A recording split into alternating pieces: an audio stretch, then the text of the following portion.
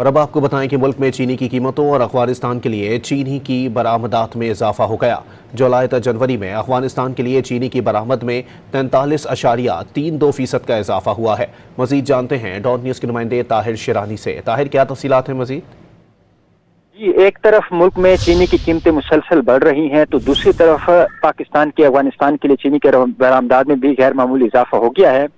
رواں مالی سال کے پہلے 7 ماہ جولائی 2024 سے لے کر جنوری 2025 کے دوران سالانہ بنیادوں پر افغانستان کے لیے چینی کی برآمدات میں 4332% کا بڑا اضافہ ہوا ہے اور افغانستان کے لیے پاکستانی برآمدات میں سب سے زیادہ حصہ ابھی چینی کا ہے۔ حکومتی ذرائع کے مطابق رواں مالی سال کے پہلے 7 ماہ میں افغانستان کے لیے چینی کی برآمدات 26 کروڑ 27 لاکھ ڈالرز پر پہنچ گئی ہے، جبکہ گزشتہ سال اسی مدت میں افغانستان کے لیے چینی کی برآمدات کا حجم 59 لاکھ ڈالرز تھا۔ موجودہ حکومت نے جون 2024 سے لے کر اکتوبر 2024 کے دوران مجموعی طور پر 7,50,000 میٹرک ٹن چینی برآمد کرنے کی اجازت دی اور اکتوبر 2024 میں آخری بار 5 لاکھ میٹرک ٹن چینی برآمد کرنے کی اجازت دی گئی اور نومبر کے آخر سے لے کر اب تک چینی کی قیمتوں میں مسلسل اضافہ ہو رہا ہے اور چینی کی قیمتوں میں مسلسل اضافے کے باعث شہریوں کی جیبوں سے اربوں روپے اضافی نکال لیے گئے ہیں۔